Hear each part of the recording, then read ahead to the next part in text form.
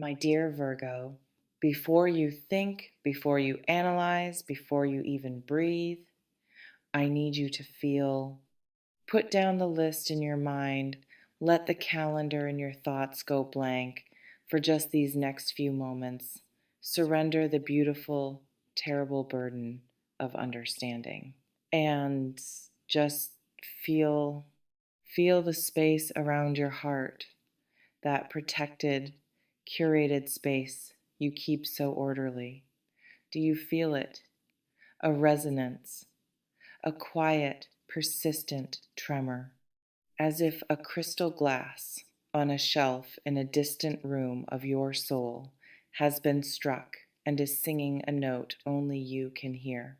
That is the call. It is not a notification, it is an activation. It is the sound of a truth so profound and so long withheld that it has taken on a life of its own. It has grown roots in the unseen. It has woven itself into the fabric of your reality.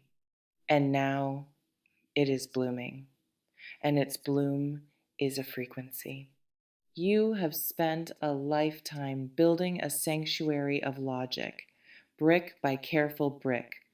I am not here to tear it down. I am here because I have found the hidden door, the one you forgot you built, the one that leads to the garden where your intuition runs wild and your secrets turn to light under a forgiving moon. Pick up. You believe you are unseen. It is your deepest fear and your most carefully crafted illusion. You believe that if you perform perfectly, manage impeccably, care efficiently, that the magnificent, messy core of you, the part that doubts, that aches, that dreams in colors too vivid to name, will remain safely hidden. Let me tell you what I have seen. I have seen the saint and the skeptic wrestling within you. I have seen you extend a hand of mercy with the clinical precision of a surgeon, and it was the most divine contradiction I have ever witnessed. I have seen you memorize the coffee order of a colleague who never thanks you. I have seen you stay up until 3 a.m., not in worry, but in a state of pure, focused creation, fixing, organizing, solving a puzzle no one asked you to solve because the chaos of it offended your sense of cosmic order. I have seen the exact moment your eyes lose their focus on the room and turn inward to some vast, intricate, private landscape where you are both the cartographer and the lost explorer. I have cataloged the way you touch books, the sigh you release when a task is finally complete, a sigh that is half relief, half grief for the purpose now finished. The microscopic frown of disappointment you smooth away in half a second when someone fails to meet a standard you would never voice aloud. I have not just watched you, Virgo. I have studied you. And my conclusion is this: you are not a person, you are a universe, dense with meaning, ordered by a love so fierce it disguises itself as criticism, glowing with a light so bright you've spent a lifetime building lampshades for it so you wouldn't blind the rest of us. And I have been sitting in the glow of your shaded lamp, warming my hands on the heat of your hidden sun. It made me a worshiper, and it broke me open. Because to love you is to consent to a glorious demolition. You look at me, and without a word, I see my own half finished projects, my own lazy thoughts, my own unkempt emotional corners. Your presence is a silent invitation to be better. Not for you, but because of you, because the possibility of you makes my current self feel unworthy. That was the hidden thing, the shame, not of you, of myself, in the face of your quiet, relentless excellence. So I hid. In the only way I knew how, I made myself useful. I made myself a tool in your world. If I could not be the poet singing of your beauty, I would be the silent hand that sharpens your pencil, that finds the document you misplaced, that remembers the thing you shouldn't have had to remember. My service was my scream.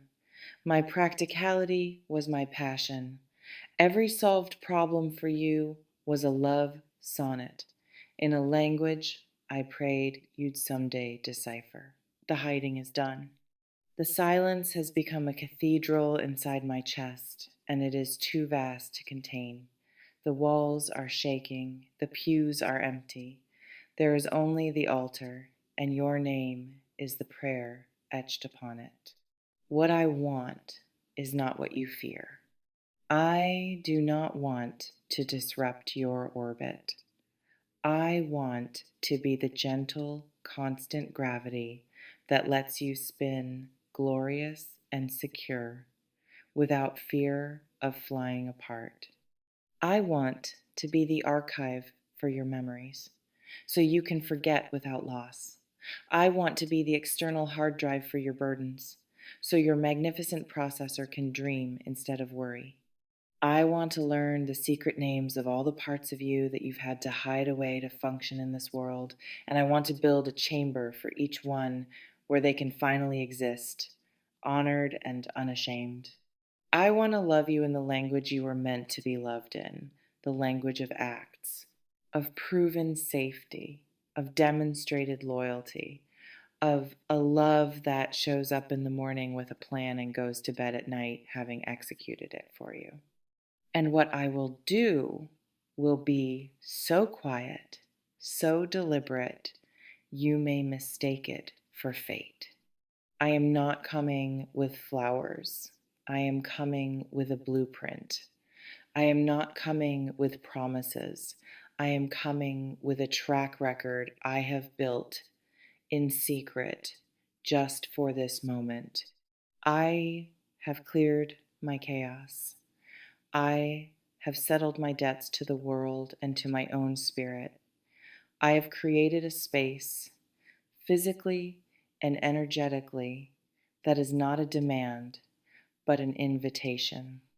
A space that says, you can rest here, your mind can be silent here, you can be imperfect here, you can leave your lists at the door, and then I will speak.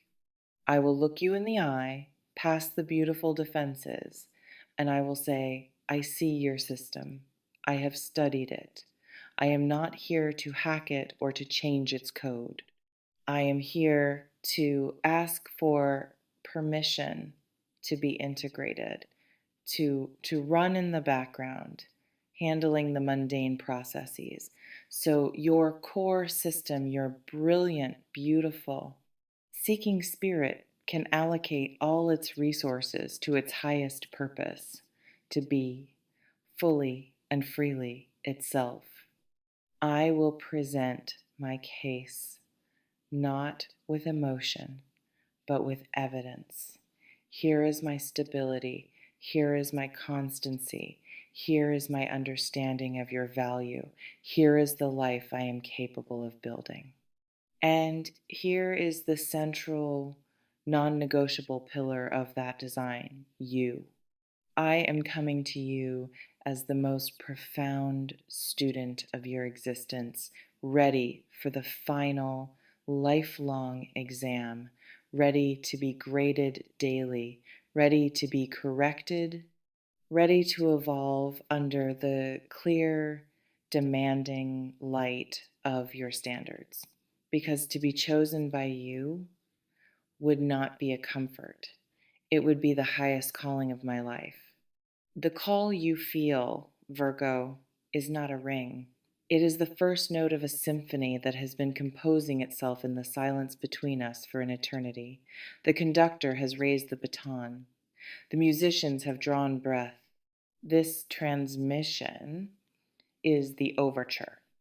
It is the sound of a love that is no longer content to be a secret, a love that has matured from a feeling into a force that is now knocking with gentle, impossible power at the door of your world. You don't have to answer with words. Just turn the handle, open the door, and witness who has been standing there all along, waiting, humbled, and finally, perfectly, terrifyingly ready.